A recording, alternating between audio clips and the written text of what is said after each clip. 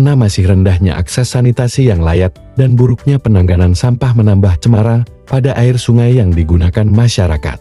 Maka tidak heran kalau penyakit berbasis lingkungan seperti diare, kecacingan, penyakit kulit dan lain-lain tiap tahun akan selalu muncul. Kondisi saat ini, masyarakat di Kampung Sebiar dalam memenuhi kebutuhan air sehari-hari menggunakan air sungai atau kolam yang ditampung dan langsung digunakan tanpa dilakukan penyaringan untuk mencuci peralatan masak dan makan seperti piring, gelas, mandi, mencuci pakaian menggunakan air sungai atau kolam yang tentunya masih sangat jauh dari kategori memenuhi syarat. Selamat siang, Shalom, Assalamualaikum warahmatullahi wabarakatuh. Salam sehat. Izin perkenalkan, nama saya Kristina Yakomina Inanosa SKM, selaku Kepala Bidang Kesehatan Masyarakat pada Dinas Kesehatan Kabupaten Teluk Bintuni, sekaligus menjadi mentor bagi Saudara Muhammad Saiful Hadi SKM, NDH 29, selaku Kepala Seksi Pemberdayaan Kesehatan Lingkungan, Kesehatan Kerja dan Olahraga pada Dinas Kesehatan Kabupaten Teluk Bintuni, sekaligus menjadi peserta aktif pelatihan kepemimpinan pengawas Angkatan 2 tahun 2024 pada Badan Pengembangan Sumber Daya Manusia Provinsi Papua Barat dengan judul Rancangan Aksi Perubahan, Pengelolaan Air Minum, Penerapan Teknologi Tepat Guna Penyaringan Air Minum, dan Pembuatan Sumur Bor Dangkal. Dengan ini menyatakan siap mendukung dan mendampingi rancangan aksi perubahan. Demikian pernyataan ini dibuat dan dipergunakan sebagaimana mestinya. Terima kasih. Sosialisasi pembuatan sumur bor dangkal dan pembuatan saringan air sederhana. Tahun yang lalu kita coba juga, meskipun kita masih belum berhasil Bapak. Kita coba insya Allah tahun ini ada model yang kemarin tadinya nggak ada, jadi setelah kami mencoba buat sumur ada hasil, terus kami minta unit untuk dipakai di fasilitas puskesmas dulu. Nah, yang mana unit ini nanti untuk contoh Bapak. Jadi nanti ini langsung kita tindak lanjuti, nanti rombongan bergeser, saya tetap di sini Bapak. Nanti saya minta dukungan dari Pak Distrik sama Bapak Kepala Kampung semua untuk nanti kita berproses bersama. Jadi rencana saya itu ada praktek nanti Pak untuk pembuatan saringannya, bahkan sudah siap semua, terus sama pengeboran. Jadi kita coba ngebor sumur di beberapa titik, bahkan yang kemarin saya siapkan itu ada sampai 5 titik Bapak. Pipa kemarin saya sudah titip di Dolor ada 10 bata, nanti di titik mana nanti kita berproses dalam 1-2 hari kita coba bersama-sama untuk berupaya ya, mudah-mudahan nanti bisa jadi model untuk kedepannya.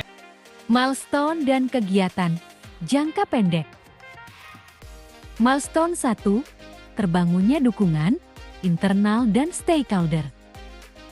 Tujuan dari milestone ini adalah menjalin dukungan penuh dari stakeholders internal dan eksternal.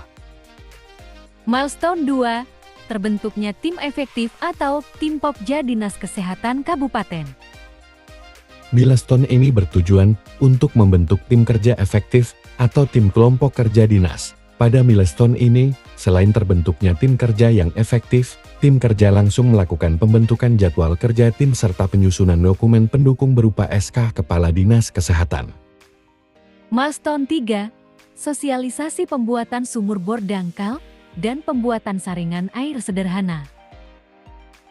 Milestone ini bertujuan untuk memberikan pemahaman kepada stakeholder eksternal dan masyarakat yang ada di Kampung Sebiar Rejosari di Distrik Tamu. Sosialisasi di SMA Negeri Arandai. Dari hasil diskusi dengan tim kerja yang ada di Puskesmas Arandai disepakati untuk dilakukan sosialisasi di Sekolah SMA Negeri Arandai kelas 12, karena mereka adalah generasi muda yang penuh dengan semangat untuk perubahan. Milestone 4, praktek pembuatan sumur bor.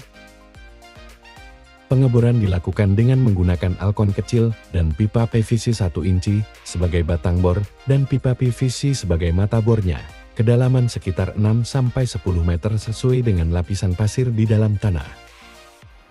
Milestone 4, praktek pembuatan saringan pasir. Siapkan rangkaian drum. Masukkan batu kerikil sebanyak 1 ember 25 liter yang sudah dicuci.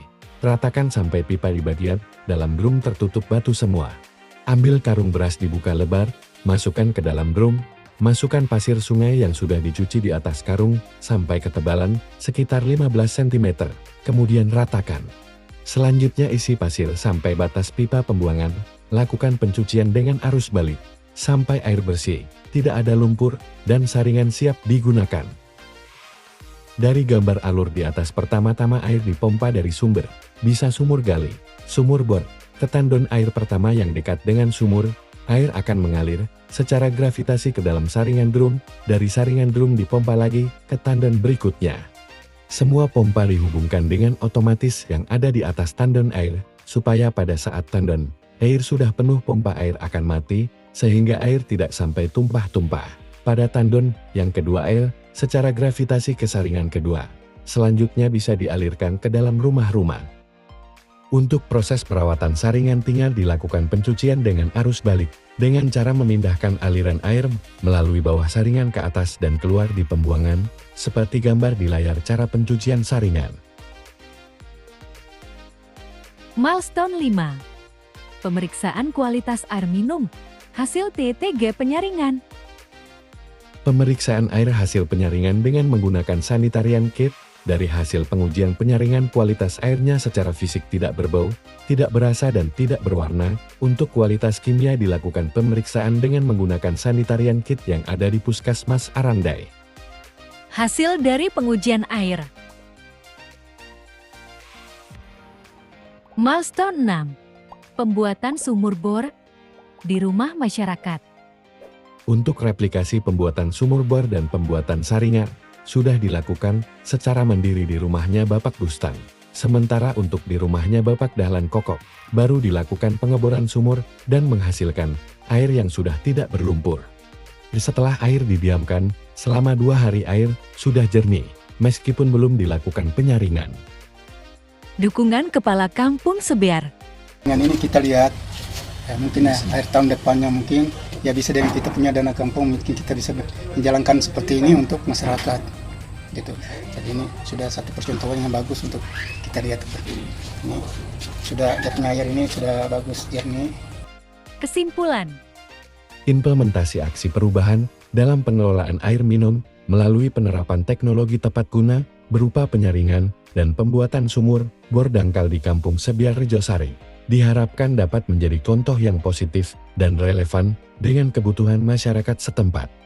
Implementasi ini menjadi model bagi kampung lain dalam mengelola sumber daya air secara mandiri dan inovatif, mendukung program pembangunan daerah yang berorientasi pada kebutuhan masyarakat secara keseluruhan, penerapan teknologi tepat guna dalam pengelolaan air minum di Kampung Sebiar Rejosari membuktikan bahwa solusi berbasis teknologi sederhana dapat memberikan dampak yang signifikan terhadap akses, kualitas, dan keberlanjutan pengelolaan air bersih di wilayah pedesaan.